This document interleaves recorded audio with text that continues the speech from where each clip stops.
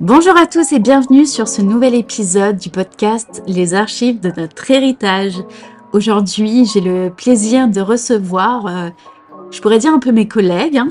Et voilà, donc je souhaite la bienvenue à Robin et Victoire qui sont présents avec moi et qui vont vous parler du chemin qui a pu être long et sinueux sur l'orientation où le Seigneur voulait les amener et tout ce qui a été fait pas à pas et juste parfaitement par le Seigneur. Donc, j'aimerais peut-être que vous vous présentiez pour expliquer un peu qui vous êtes. Alors moi c'est Victoire, du coup je reviens pour une deuxième fois dans le podcast et j'ai 25 ans, je suis chargée de communication et je travaille avec Camille, donc c'est vrai que pour le coup on est vraiment collègues et j'habite au Havre pour le moment et je suis mariée aussi du coup avec Robin. Mais moi, c'est Robin, marié à Victoire, et je suis éducateur spécialisé. Effectivement, on habite au Havre, mais plus pour très longtemps, et je pense qu'on va avoir l'occasion d'en parler un petit peu plus. Oui, parce qu'au final, si on se retrouve aujourd'hui, c'est parce que le Seigneur vous a montré là où il souhaitait vous voir, aller en tout cas. Et ce cheminement a commencé il y a quelques mois, voire années de ça. Est-ce que vous pouvez nous en dire plus? Alors, c'était très exactement en juillet 2020. Oh, waouh. On était parti à Lyon voir la famille de Victoire, parce que Victoire est née à Lyon et elle a de la famille là-bas. Moi, je suis né en Normandie, normand pure souche. Je n'ai jamais bougé de la Normandie en 26 ans. Vive la Normandie. Voilà, et c'est un détail qui est important quand même. Et en juillet 2020, on se retrouve un été à faire un petit crochet de 2 jours à peine à Lyon, jusqu'à ce qu'on reçoive un appel téléphonique d'un ami de l'église du Havre qui nous demande si on était disponible pour aider un pasteur en pleine implantation. Il n'a pas d'équipe, il a personne, mais il cherche à implanter son église, il avait besoin d'une charte graphique, etc. Et il nous appelle et il nous demande, bah voilà, est-ce que ça nous intéresserait? On lui dit, bah écoute, ça tombe bien, on est à Lyon, pile ce jour-là, et ça a été l'occasion de rencontrer ce fameux pasteur qui aujourd'hui va être notre pasteur aussi. Waouh. Et du coup pendant qu'on le voit, voilà, on prend on prend une petite bière ensemble, tout ça, on est posé. Alors, il prend une bière, mais nous, on n'a pas osé. Mon perso, j'ai pris une menthe à l'eau. Ah oui, c'est ça. Moi, j'ai pris un petit Monaco. Restons chastes devant monsieur le pasteur. Et le pasteur voulait sa bière pression. Donc, Magnifique. Et en fait, c'était vraiment ouf parce que du coup, il nous explique vraiment sa vision. Parce que souvent, en fait, quand je fais une charte graphique ou quoi, j'ai besoin de capter un peu l'univers. Et puis, vu on se lançait un peu dans le fait de faire des chartes graphiques pour les églises, là, l'idée, c'était de savoir, en quoi ton église, elle est différente et tout ça. Et il disait vraiment, moi, l'église, c'est les gens. Voilà. Wow. Le slogan, c'est l'église, c'est les gens. Et lui, il est très dans le one-one. Il va aller, par exemple, prendre un café avec, un couple musulman, il va aller voir un pizza yolo. Enfin, lui, c'est vraiment sa vibe, ça. C'est vraiment ce côté one-one. Et du coup, il nous explique vraiment toute sa vision, tout ça. Et juste, ça glisse. Et nous, ça nous parle. Enfin, là, on sait qu'on va faire un logo, mais je sais pas, ça vraiment, ça nous parle. Et comme dirait Robin, on a une paix. ouais. Donc, Il y avait une sérénitude qui était là et c'était facile de s'approprier la vision. Parce que en fait ça nous parlait personnellement et on se disait wow, mais ça doit être chouette de servir avec un gars comme ça et effectivement il nous disait bah là voilà on prend un verre, bah on est l'église et puis on vit l'église et puis on s'implique là où on rencontre les gens que Dieu nous permet de rencontrer et juste on implante le message de l'évangile et l'amour de Dieu dans les cœurs avant de vouloir implanter des gens dans les églises. Amen. Et ça c'était fort pour nous. ouais. Ouais. Et du coup, après ce temps, donc vous avez été un week-end à Lyon, vous êtes remonté, et puis, bon, je suppose que vous avez fait la charte graphique, vous avez fait ce qu'il fallait en tout cas pour lui, et puis après, vous avez continué votre vie. Premier projet ensemble. Hein. Alors oui, déjà, premier projet quand même, parce que du coup, première charte graphique qu'on fait pour une église, et en fait, pareil, ça glisse. Genre vraiment, on trouve, on est dans nos petits apparts étudiants, là, vraiment 13 mètres carrés, et pourtant, on arrive, ça fuse. Et puis pareil, du coup, on présente tout ça à Christophe, il aime. Et puis après, pendant plusieurs années, Bah, toi, tu avais un peu un lien avec lui parce que tu faisais des petits, ouais, il des petits continuait de services. faire appel un peu à deux, trois services de com.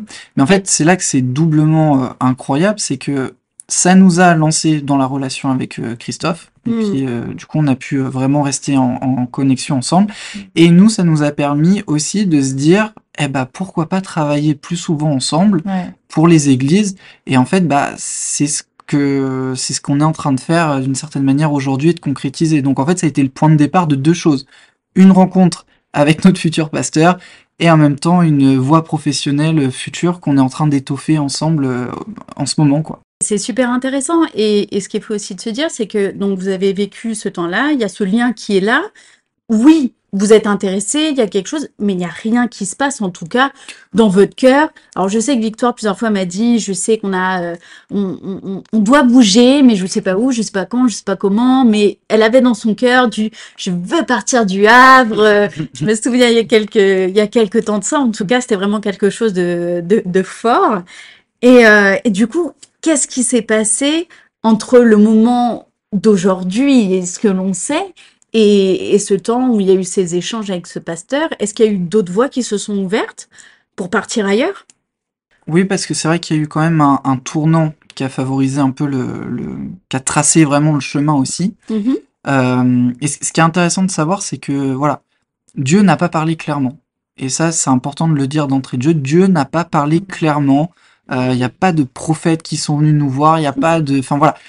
En fait, ça a été une succession d'événements, de choix, d'interrogations, qui n'ont pas toujours eu des réponses claires, Mm. mais qui forçaient la mise en mouvement en fait de Victoire et moi. Et au fur et à mesure, bah, on voyait le chemin se tracer. Mhm. Et donc effectivement, on a servi à l'église ACVN au Havre pendant 4-5 ans. Et on est très impliqué au niveau de la jeunesse, des ados. Donc, je crois qu'on a testé un peu tous les services qui étaient possibles et imaginables avant de vraiment s'ancrer dans la responsabilité jeunesse. Et, euh, et ça a été vraiment des temps de formation incroyables. Et toujours aussi regarder c'est quoi les motivations dans le cœur, c'est vraiment être vraiment façonné pour le coup en profondeur, profondeur. Peut-être voilà aussi vraiment apprendre à vivre pour Dieu et aussi à suivre la vision d'une église, tout ça. Enfin, vraiment, c'est ça qu'on a appris pour le coup à la CVN. Et pour le coup, il y avait des super. C'était une super formation, quoi. Parce Mm. qu'il y a quand même beaucoup d'activités. Il y a beaucoup de temps. On a vécu des gros temps dans la présence de Dieu, même aussi juste dans l'intimité, quoi, genre Mhm. chez nous. Et tout ça, en fait, même si c'était pas toujours facile, forcément. Et bah, ça a fait qu'aujourd'hui aussi, on commence à voir pourquoi un peu on a aussi peut-être vécu tout ce qu'on a vécu C'est ça. au Havre. On sentait en fait au fur et à mesure des années qu'il y avait un départ à un moment donné qui allait se faire, quand Mhm. même. Voilà, on servait dans l'église, on voyait que bien souvent il y avait un côté un peu orgueilleux de se dire oh mais on est prêt, pas du tout. Il y avait encore beaucoup de choses à épurer, beaucoup de choses à tailler, beaucoup de choses à déraciner et le service à la CVN a permis ça. Et je dirais que le gros tournant qu'il y a eu, c'est quand notre église nous a proposé de rejoindre l'Institut biblique apostolique de Normandie, du coup l'IBAN, qui a vu le jour au sein de la CVN Mhm. et qui était ouverte à tous les chrétiens de Normandie. Et Elle- même plus loin. Et même plus loin. Et même plus Il y loin. avait des gens qui venaient de... Et d'ailleurs, pour ceux qui souhaitent faire une école biblique, on vous encourage à faire l'IBAN, des campus à Nice, Paris, Saint-Étienne, il me semble bientôt, et Le Havre. Donc, Incroyable. Et en n'hésitez plus, pas. il y a en ligne aussi. En ligne, candidature libre ou pas, enfin voilà, on vous encourage. Un cursus de 4 ans, ça va être super. On vous mettra le lien en barre d'infos si vous êtes intéressé. Et donc, l'IBAN, effectivement, a été une période de transition pour nous, parce que c'était une période où on s'est vraiment formé plus profondément. Et en fait, à ce moment-là, dans nos cœurs, ça a créé quelque chose de se dire, bah, si on est formé, c'est peut-être pas pour rien. Il y a peut-être quelque chose de différent. Mhm. Il y a peut-être une suite que Dieu veut pour nous. Et du coup, bah forcément, je crois qu'on était à fin d'année l'année dernière, on commence à vraiment avoir ça, que ça bouillonne dans notre cœur et tout. Et là, on commence à en parler un petit peu, genre vraiment un tout petit Mm. peu, à nos pasteurs, aux personnes vraiment de confiance. Et juste, Donc là, on est d'accord que ce qui bouillonne dans votre cœur, ouais, c'est de bouger. Mm. C'est oui, c'est ça. de bouger, quoi. Il y a quelque chose qui M- doit se passer. Mais sans savoir où. Ouais, C'est pas, c'est ça. on sait pas trop quand. On sent que c'est à la fin de l'Iban, là, des 2 premières années, mais voilà, on sait pas trop. Mm. Et en fait, du coup, on en parle et tout ça. Et en fait, on voit que c'est très favorable de l'autre côté aussi. Ils sont en mode, mais carrément, enfin, ils veulent un peu nous accompagner dans ce processus de réflexion, tout ça. Mm. Et du coup, à un moment donné, Christophe, du coup, le pasteur sur Lyon, nous invite comme ça à venir à un week-end qu'il appelait Week-end Josué. Ouais, Comme ça. un week-end Il vous dédié. appelle deux Bah, à venir. comme on a été là au début pour la charte graphique, etc., il a dit, bah, ce serait intéressant que vous puissiez aussi suivre l'évolution de l'Église. Super. Et c'est vrai qu'on, voilà, d'une certaine manière, Lyon n'avait jamais quitté notre tête parce que, enfin, du moins notre cœur, parce qu'on était en lien constamment avec Christophe pour l'aider. Tout à fait. Mais sans se projeter à Lyon, quoi. Mm. Ouais, pas du Et tout, c'est pour ça. le coup. Et on fait ce fameux week-end qui était excellent d'ailleurs. Et là, en fait, voilà, donc il y avait beaucoup de pasteurs de Normandie, et en fait, qui étaient venus vraiment pour, voilà, il y avait un invité Même de Suisse et d'Australie. tout, ouais. Il y avait un invité d'Australie avec qui on a super bien connecté aussi. Et en fait, il y a ce week-end qui se passe. Il y a des prêches, il y a des visites de la ville de Lyon, tout ça.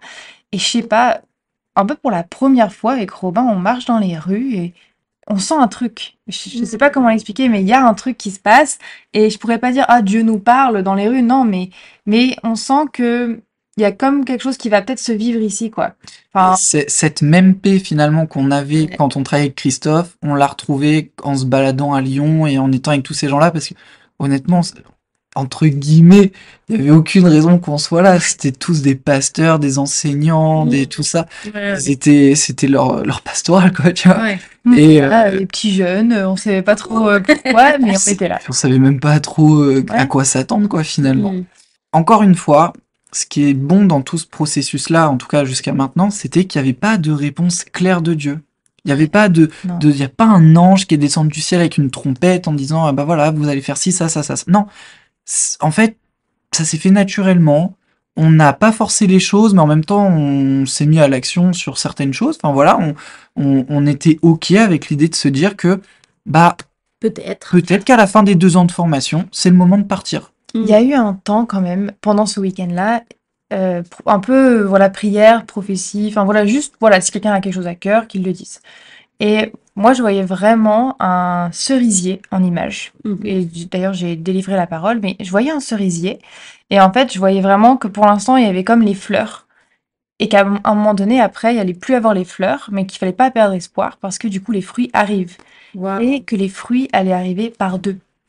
Et à ce moment-là, je pensais pas du tout à nous, quoi. Je me suis juste dit, voilà ce que je vois, je le délivre comme ça et vous en faites ce que vous voulez, quoi. Ok. Genre, donc voilà. Donc ça, c'est un peu ce qui s'est passé pendant ce week-end-là. Ah, Ça, c'est c'était fou. incroyable. Mm. Non, mais est-ce que vous vous rendez compte que le Seigneur utilise une image qu'il te donne à toi, t'en as aucune idée que possiblement ça pourrait te parler, toi tu t'es dit ça va parler à quelqu'un, certainement, puisque le Seigneur te le donne, et avec du recul, Et bah, avec du recul, par 2, Et ce qui est fou, c'est qu'il y a quelques mois, il y a eu une grosse pastorale à Grenoble où il y avait du coup le pasteur Christophe Bernard qui était présent. Mhm. Et lui aussi, encore une fois, Mm. il y a d'autres pasteurs qui ont reçu des paroles pour le ministère de l'implantation à Lyon. Mhm. Et dans ces paroles, c'était à peu près la même chose, c'était que les fruits arrivaient en double, voire même quadruple, et que fallait pas avoir peur que les églises aux alentours envoient des gens, parce que et que Christophe n'ait pas peur, parce qu'il allait recevoir des ouvriers justement. Oh, En fait, ça se confirme vraiment et ça se mm. fluidifie quoi. Et du coup, bah, après ce week-end Josué, on retourne au Havre. Et là, en fait, il y a plein de questionnements qui viennent parce que on a une autre proposition pour aller commencer une église à Angers. Il faut savoir qu'à Angers, il n'y a pas beaucoup d'églises, il y en a peut-être 2, 3 max, mais ça reste très... Enfin, il y a pas oula. Il y en a pas beaucoup pour une ville aussi grande et aussi Mm. étudiante et tout ça. Et ce qui était compliqué, c'est qu'encore une fois, Dieu n'a pas parlé de manière claire. Je veux dire, on vivait les choses, on forçait rien, on laissait les choses se faire, mais en même temps, fallait à un moment donné se positionner, prendre des choix, regarder quelles options s'offraient à nous, parce que une chose est sûre, on était convaincus qu'après l'école biblique, on partirait du Havre, mais pour aller où, on savait pas. Et du coup, là où on est un peu en paix avec Lyon, il y a Angers qui se propose au travers de d'autres pasteurs, etc., qui nous parlent de ça. Et moi, j'avoue, il y avait mon côté un peu zone de confort. Comme j'ai dit, voilà, j'ai jamais connu autre chose que la Normandie. Angers, c'est un peu moins loin. Pas trop loin. Ça va. En plus, il y a la famille de Victoire qui habite là-bas. On est habitué à y aller. J'aime bien cette ville. Elle est à taille humaine, un peu comme le Havre. Enfin voilà, je me dis, ça va. Et donc, il y a mon côté humain qui analyse cette option-là en se disant, bah non, mais ça se trouve, c'est ça. Enfin, ça me paraît pas mal et tout, parce que Lyon, en fait, représentait, à mon sens, un défi trop grand que je ne connaissais pas, alors que Angers, une zone de confort dans laquelle je pouvais déjà un peu me projeter, puisque c'était un terrain que je connaissais un peu plus. Oui, et puis je pense qu'il faut aussi rappeler à tout le monde que c'est pas donné à tout le monde de vouloir quitter son lieu où on a toujours vécu, ou même une ville où on est depuis des années, et de se dire on va arriver dans une ville où, a priori, on ne connaît quasiment personne, et on va devoir tout recommencer à zéro.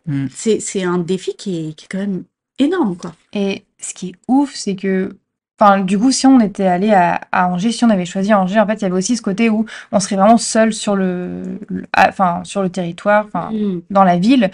Et les seules personnes qui nous accompagneraient, ça serait à distance. Contrairement à Lyon, où vraiment sur place, il y a déjà quelque chose qui commence et tout ça. Petite communauté déjà. Et bah, en fait, donc ça a joué sur le fait que aussi déjà on choisisse plus Lyon. Et puis aussi toute la connexion qu'on avait avec Christophe. Mais je sais que moi, à ce moment-là, quand il y a eu ce doute qui est venu, personnellement, il y a eu ce côté ah oui, là, c'est pas des blagues, quoi. C'est pas quand je parlais de Lyon que j'ai eu ce moment-là, c'est vraiment quand il y a eu ce choix à faire où je me suis dit ah oui, là, pourquoi je fais une école biblique? Pourquoi, vraiment tous ces pourquoi je veux bouger? Est-ce que c'est juste parce que Le Havre, voilà, c'est pas ma ville préférée, tout ça, j'ai juste envie de déménager? Ou est-ce que vraiment j'ai envie de servir Dieu?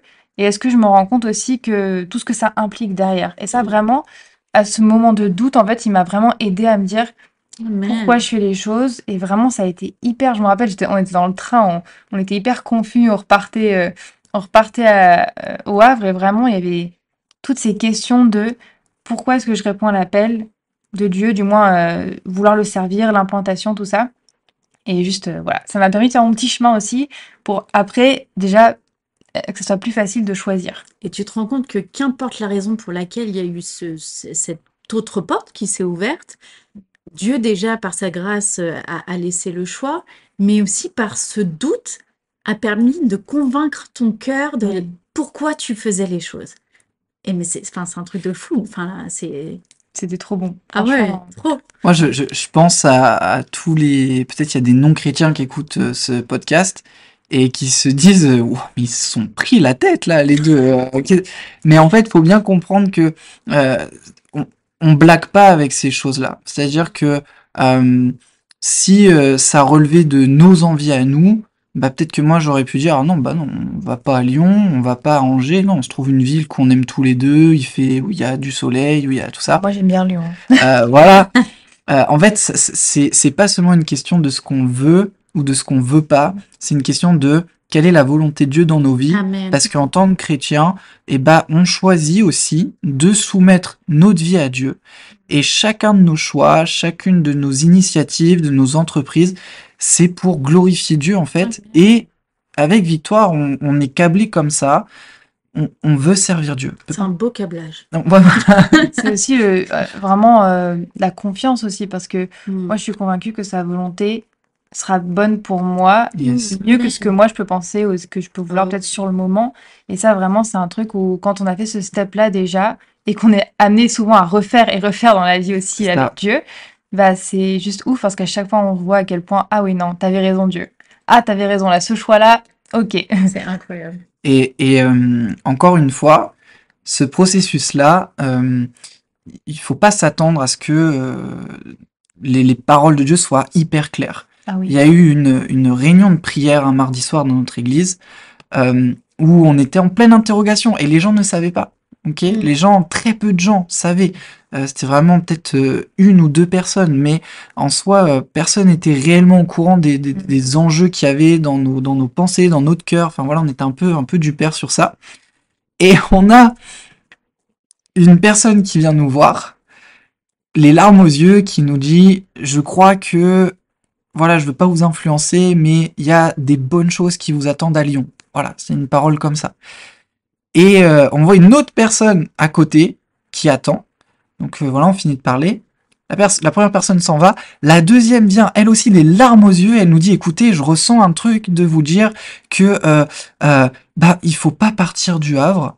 Il faut rester. Je sais pas si vous avez prévu de partir quelque part, mais moi je pense que ce serait dommage et vous ne partez pas.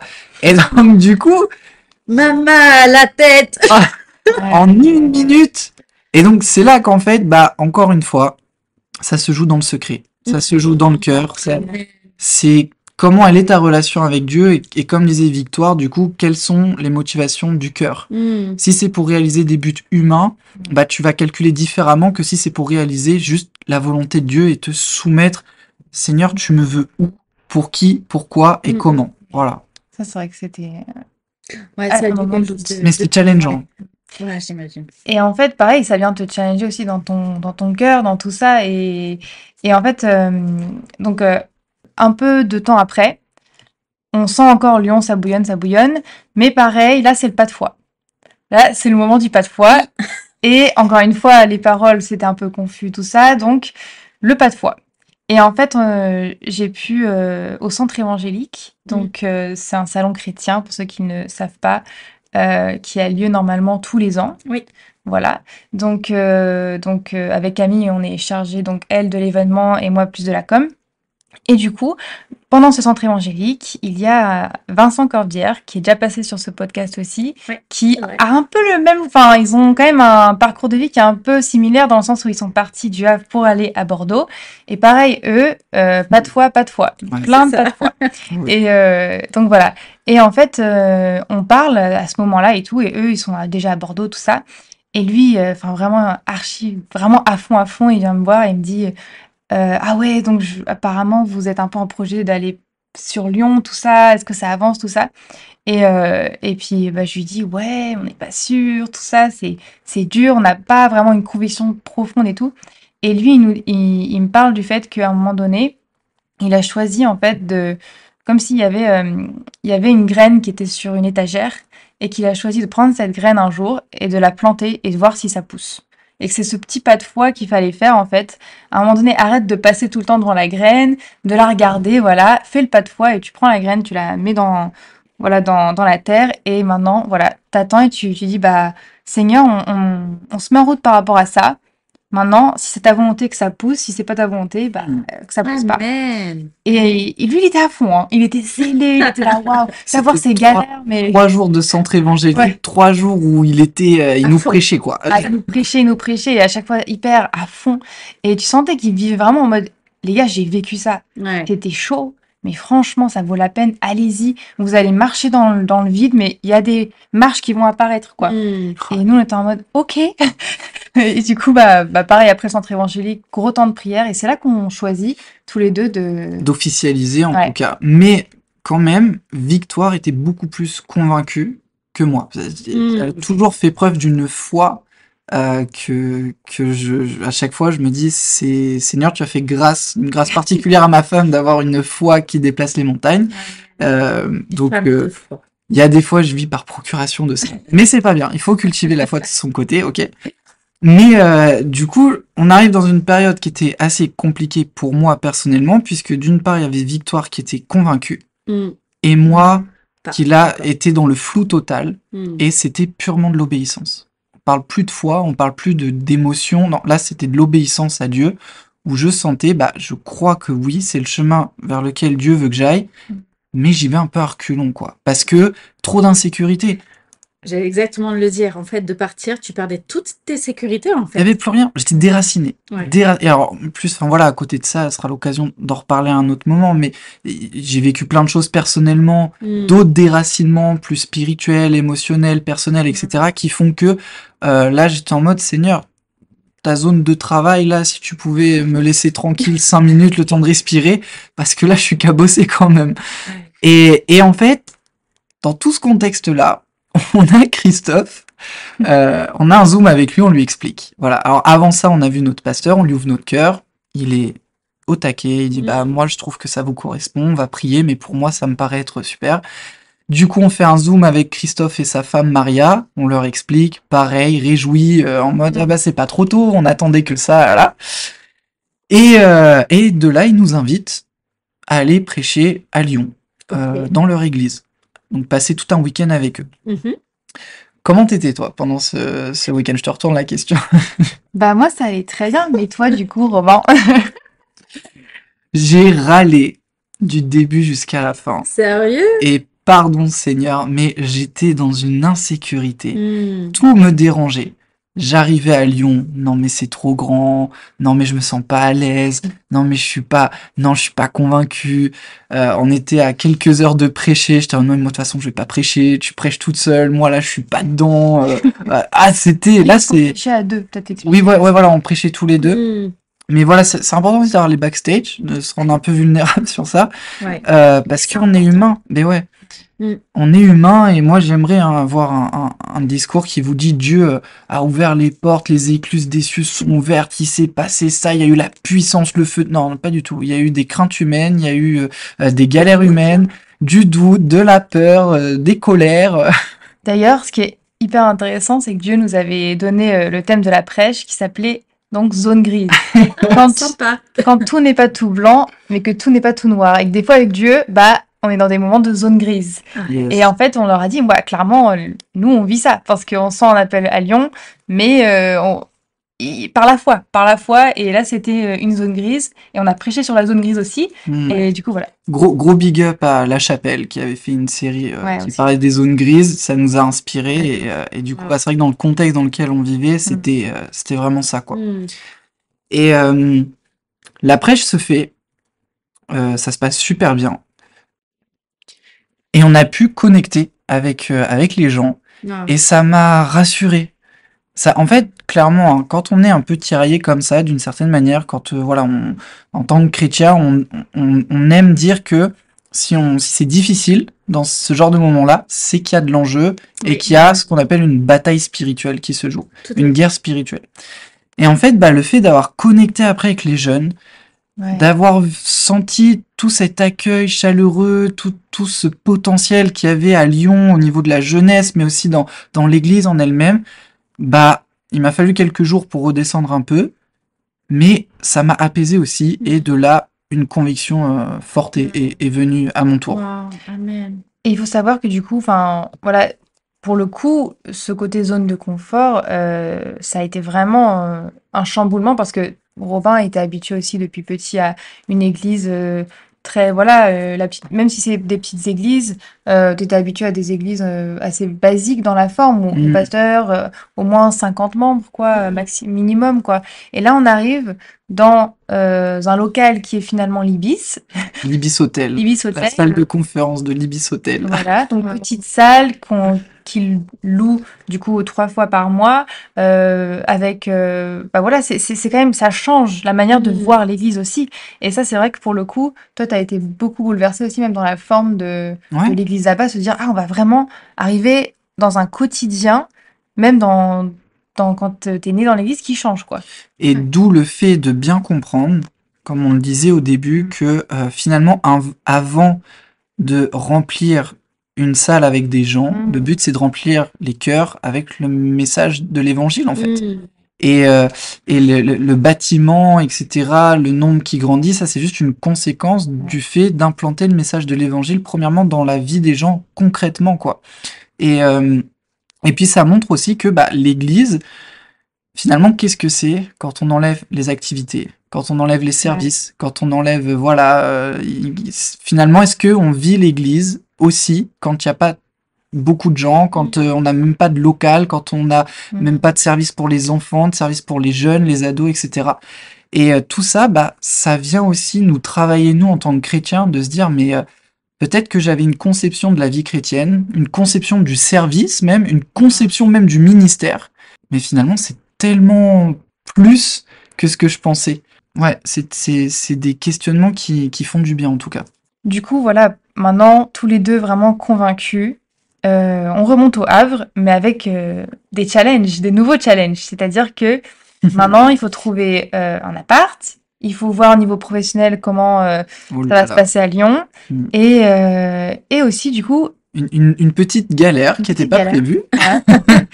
En fait, alors, je parlais de la foi de Victoire tout à l'heure. Faut savoir que notre première voiture qu'on a eue, voilà, après avoir payé le mariage, etc., voilà, on se lance, l'appart et tout, pas un sou pour la voiture. Donc pendant longtemps, on a pris le bus.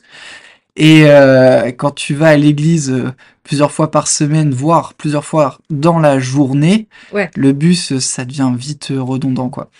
Et en fait, Victoire, sa maman avait participé à une tombola pour gagner une voiture.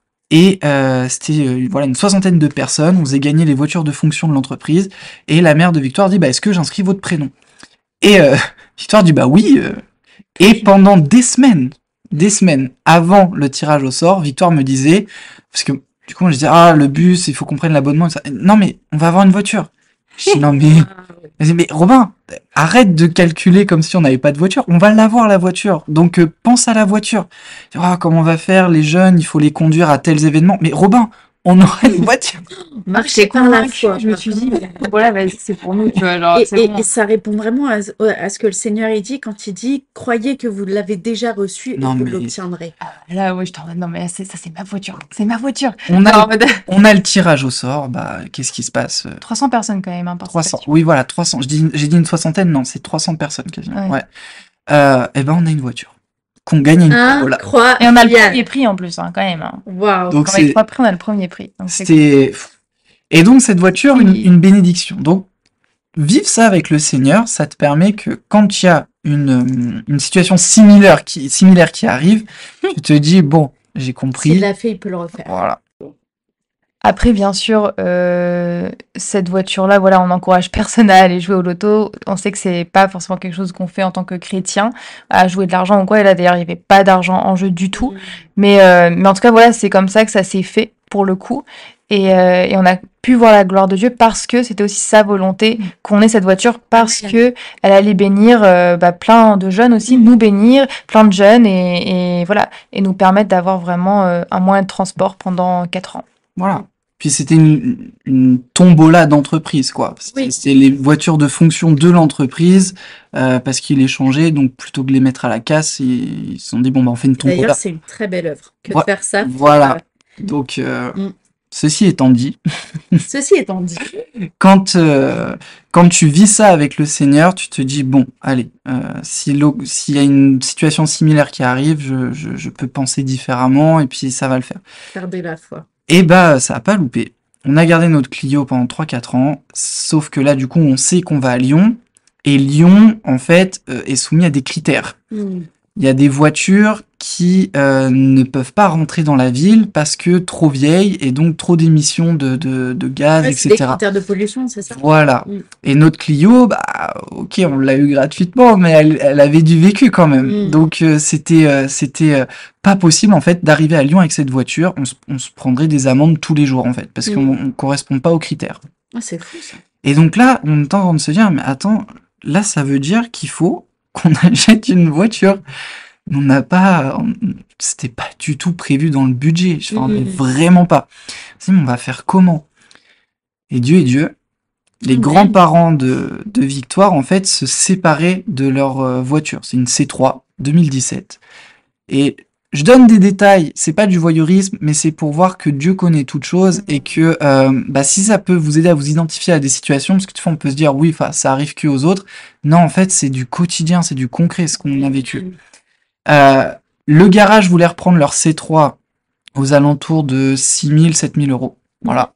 Pour la revendre. Et eux, en fait, la voiture, les prix du marché étaient entre 9 et 10 000 euros. Et nous, ils nous la lâchent pour 4 000. Waouh. On vend la Clio, on la vend entre guillemets 2 000 euros, je crois, donc ce qui est vraiment pas grand-chose comparé au prix où elle aurait pu être. Et puis du coup, on met 2 000 euros au bout. Bref, on récupère la voiture.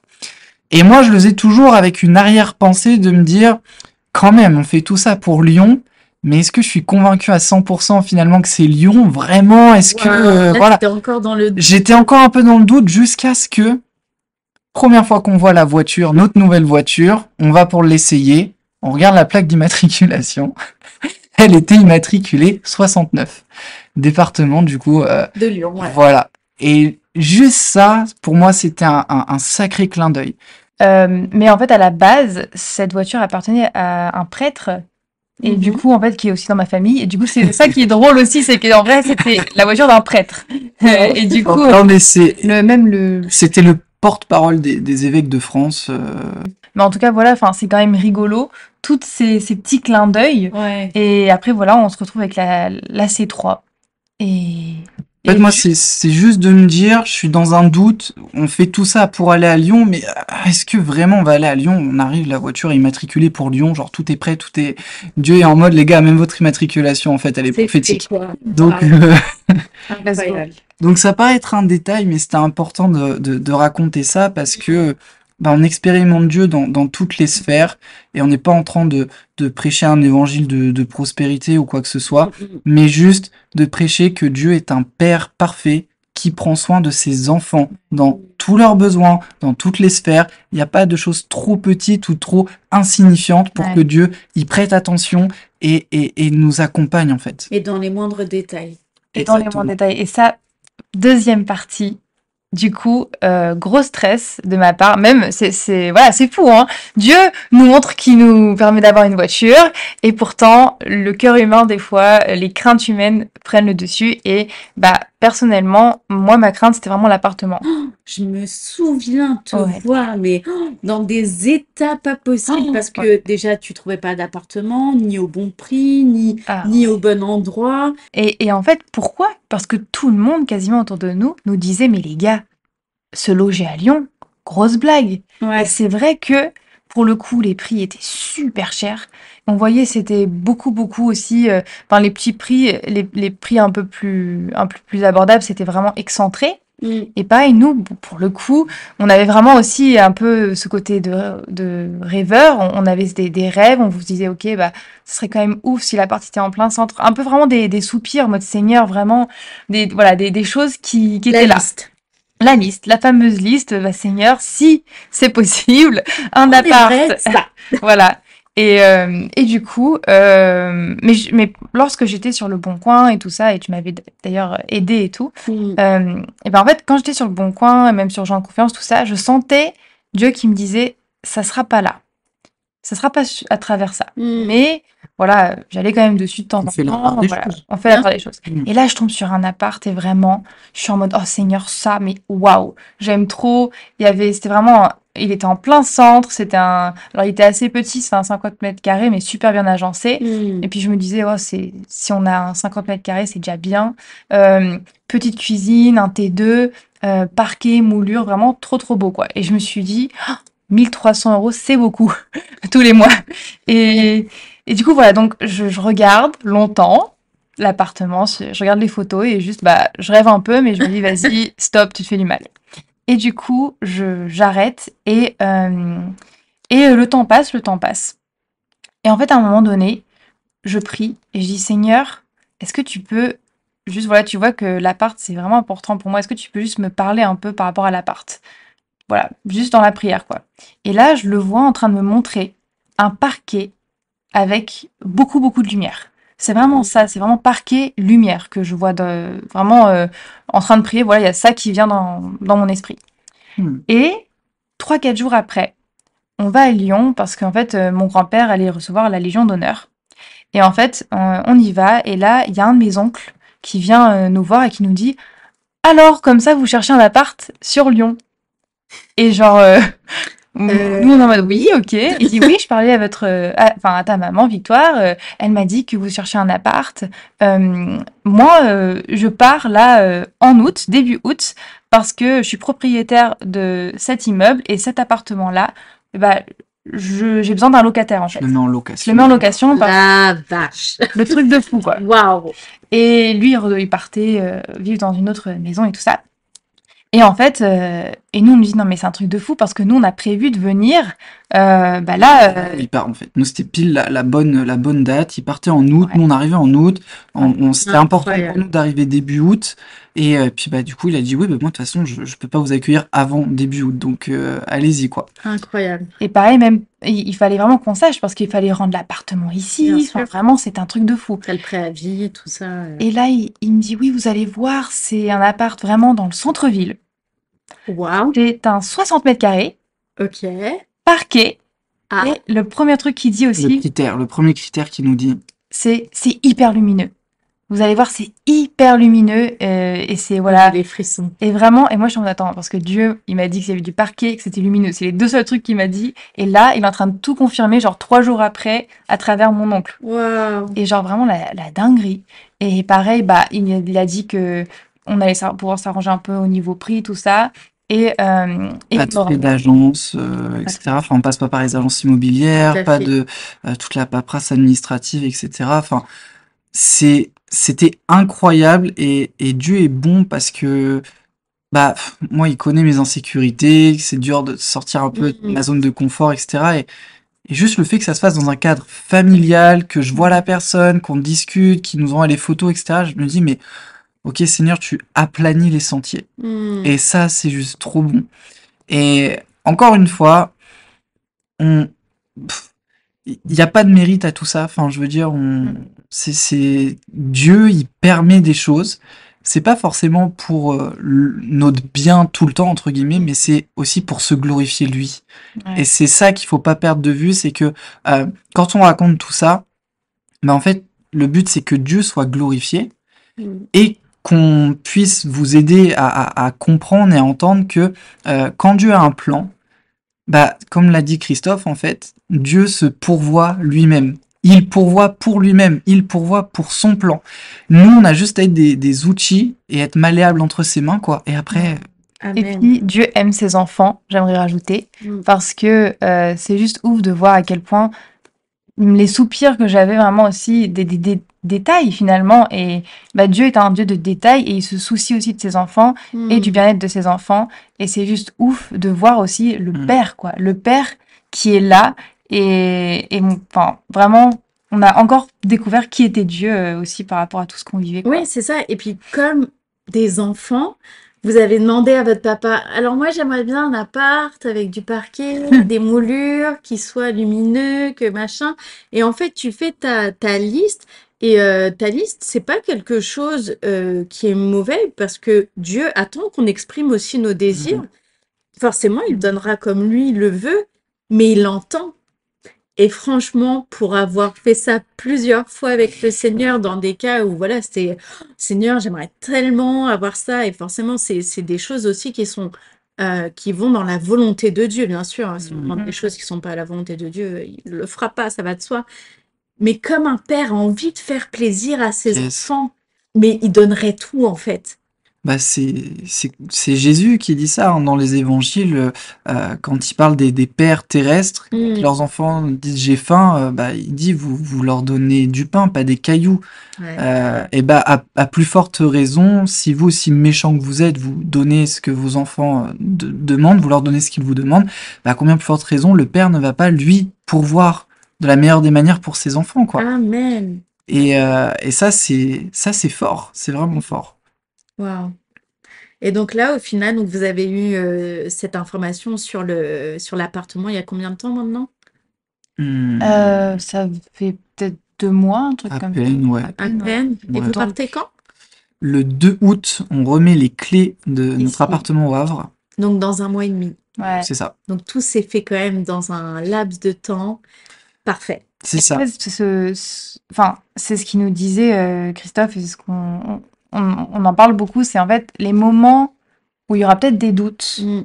Peut-être que des fois ça sera difficile quand on sera à Lyon, peut-être que des fois on va se dire mais qu'est-ce qu'on fait là quoi? Genre peut-être que voilà, il va y avoir des réalités.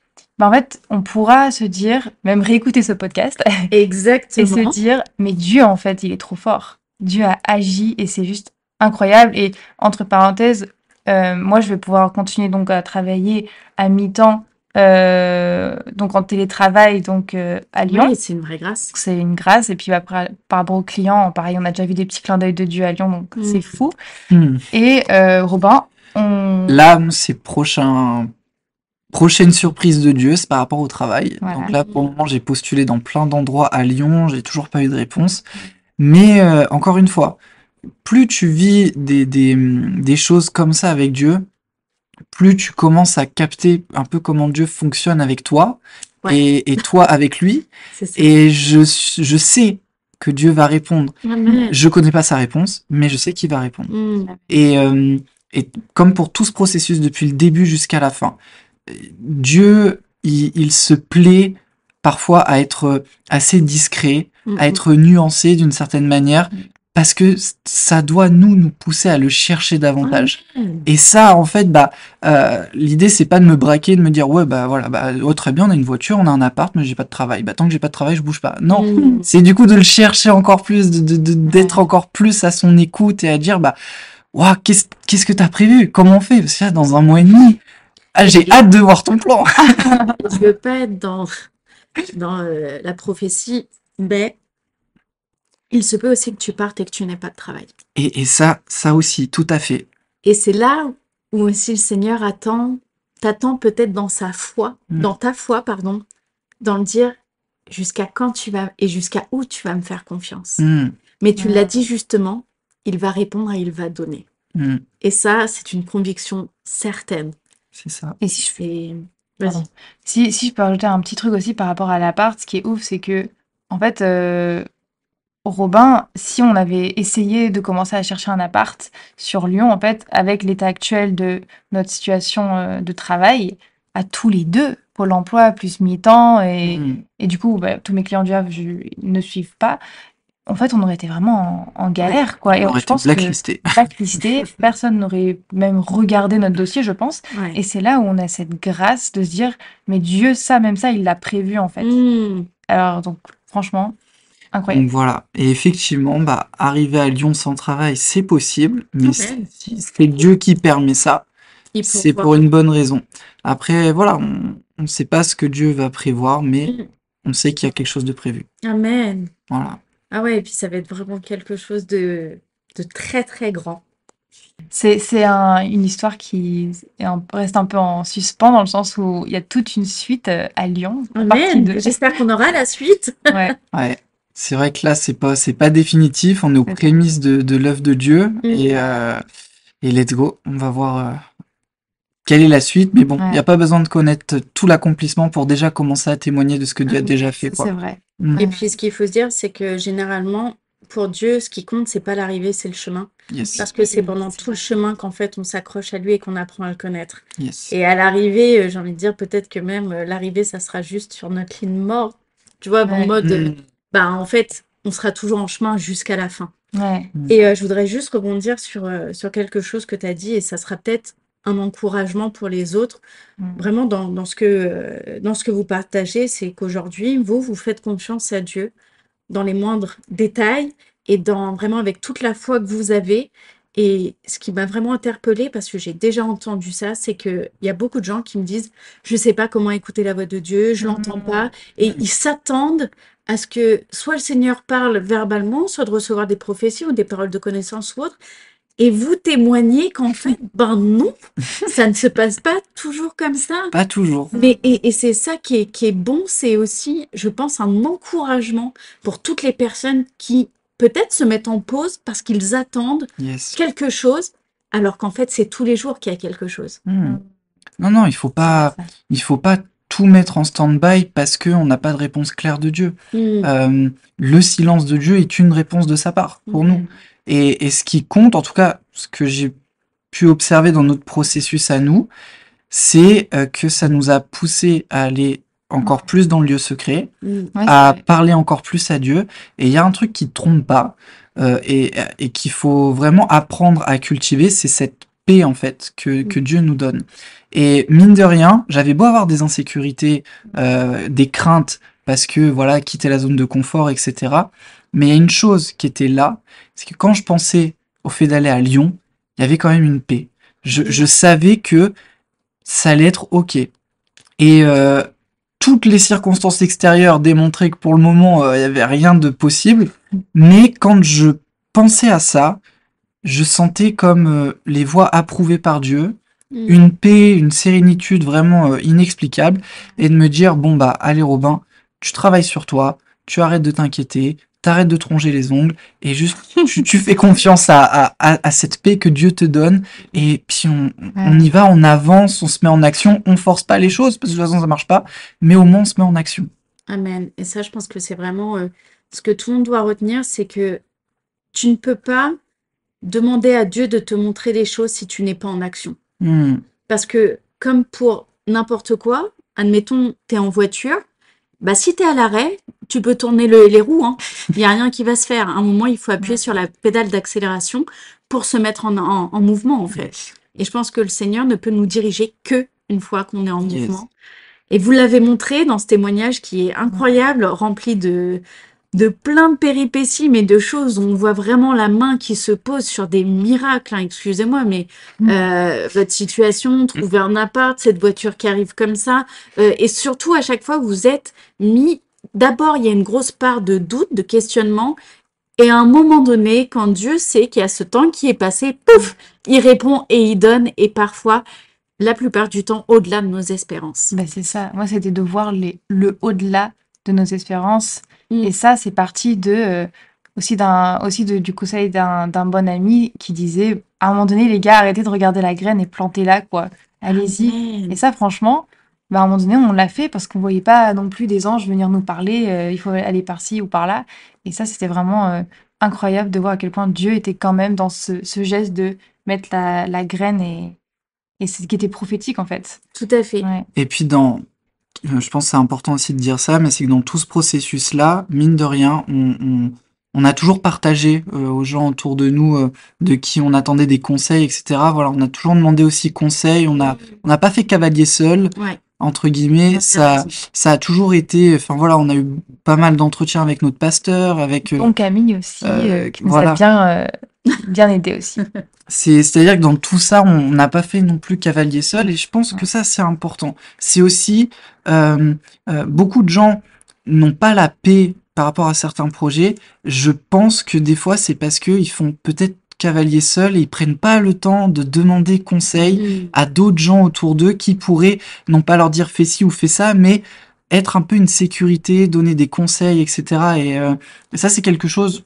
Si vous êtes dans un gros dilemme de votre vie comme ça avec le Seigneur, il faut qu'il y ait des gens de confiance à qui vous pouvez parler, qui ne vont pas vous driver, qui vont pas vous dire quoi faire, mais qui vont vous dire, écoute, prie, je prie avec toi, et Dieu va répondre. Amen. Ouais.